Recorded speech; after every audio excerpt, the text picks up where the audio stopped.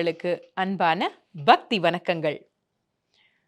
தோடகாஷ்டகம் முடிஞ்சிருச்சு. இன்னையிலேருந்து என்ன கத்துக்க போறோம் அப்படின்னா, சிவனை பத்தின பாடல் தான். லிங்காஷ்டகம் பார்த்துட்டோம், தோடகாஷ்டகம் பார்த்துட்டோம். தமிழ்ல இன்னும் அழகான ஒரு பாடல் இருக்கு. இத சொல்லாதவங்க இருக்கவே முடியாது. சிவபுராணம். ரொம்ப ரொம்ப அருமையான ஒரு பாடல். இது என்னன்னா, பாடல்கள் குட்டி குட்டி ஸ்டான்ஸாஸா இருக்காது. இது பார்த்தீங்கன்னா, அப்படியே 108 வரிகள் அமைஞ்சிருக்கு. ஆக கிட்டத்தட்ட ஒரு 2 வாரங்களுக்கு 2 வாரங்கள்னா கிட்டத்தட்ட இன்னும் ஒரு 16 நாளைக்கு நவராத்திரி துவங்கும் வரைக்கும் நம்ம இத தான் பார்க்க போறோம். ஆக எப்படி பிரிச்சு கத்துக்க போறோம்னா, 7, 7 வரிகளாக பிரிச்சு நம்ம கத்துக்கலாம். பாடல பாடி, அ ஒரே ஒரு ஈஸியான டியூன்ல தான் இத நான் உங்களுக்கு சொல்லிக் குடுக்க போறேன். சிவபுராணம் அதனுடைய சிறப்பு. எப்ப பாடப்படுது? சிவன் கோயில்ல நம்ம பாடுறோம். ஓதுவார்கள் அதிகமாக பாடுவாங்க.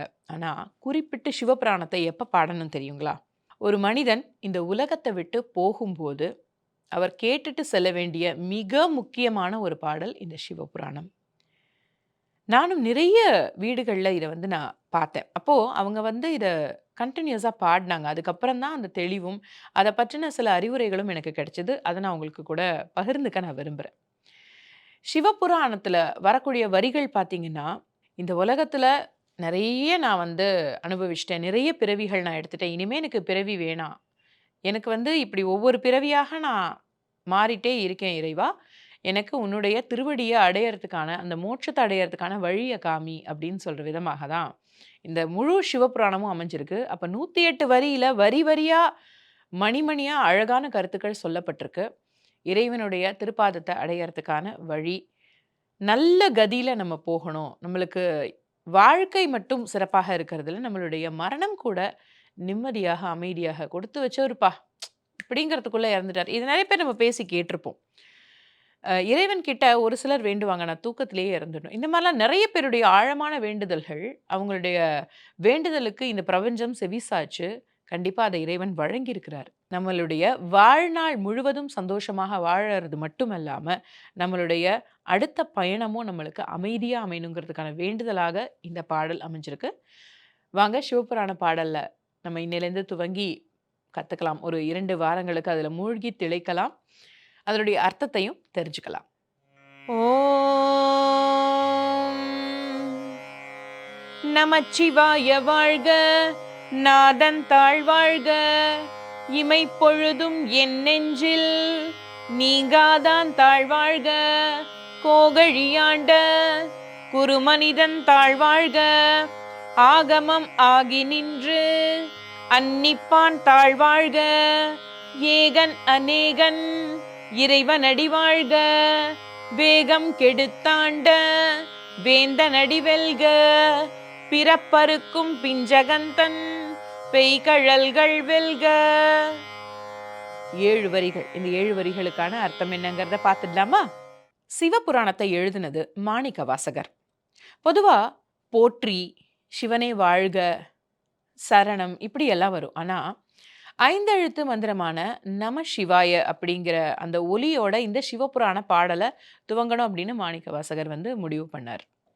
இது என்ன காமிக்குது அப்படின்னா, அவருடைய பணிவன்பினுடைய ஒரு வெளிப்பாடாக தான் அமைஞ்சிருக்கு இந்த சிவபுராணம். சிவபுராணத்தின் மூலமா வேதங்கள், ஆகமங்கள் பற்றின முக்கியத்துவத்தை நம்மளுக்கு உணர்த்துறார். இறைவன் கிட்ட நம்ம போறதுக்கான, இறைவனை நெருங்குறதுக்கான வழிவகை இதுல நிறைய சொல்லப்பட்டிருக்கு.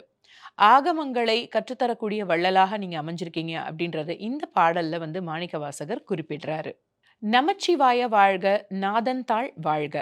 5 எழுத்து மந்திரமாகிய நமச்சிவாயனே வாழ்க. நாதன் தாள் வாழ்க. உன்னுடைய பாதம் பணிகிறேன். நீ எனக்கு வாழ்வை அருள் செய்வாயாக. இமைப்பொழுதும் என் நெஞ்சில் நீங்காதான் தாழ்வாழ்க.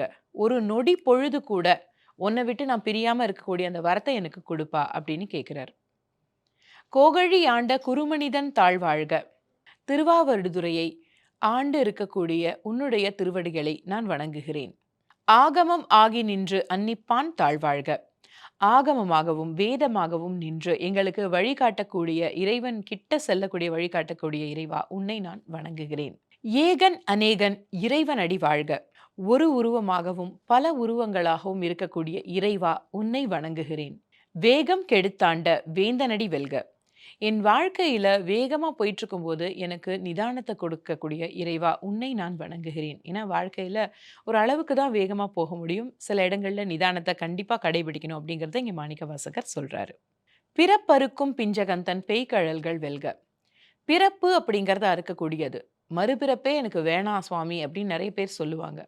அப்ப தன்னுடைய கர்ம வினைகள தீர்த்துட்டு, அடுத்த பிறவிய எடுக்காம இருக்கிறதுக்கு அருள் செய்யக்கூடிய இறைவா, உன்னை வணங்குகிறேன் அப்படின்னு தான் இந்த முதல் 7 வரிகளுடைய அர்த்தம் அமைஞ்சிருக்கு. அடுத்த 7 வரிகளுடைய அர்த்தத்த அடுத்த எபிசோட்ல பார்க்கலாம். அத தெரிஞ்சுக்கிறதுக்கு நீங்க திருவருள் டிவி சேனல சப்ஸ்கிரைப் பண்ணுங்க. இந்த வீடியோவ லைக் பண்ணுங்க. உங்களுடைய கமெண்ட்ஸ குடுங்க. பெல் பட்டன கிளிக் பண்ணுங்க. நாளைய எபிசோட்ல உங்களை சந்திக்கும் வரை உங்களிடமிருந்து விடைபெறுவது உங்கள் சுஜிதா. நன்றி.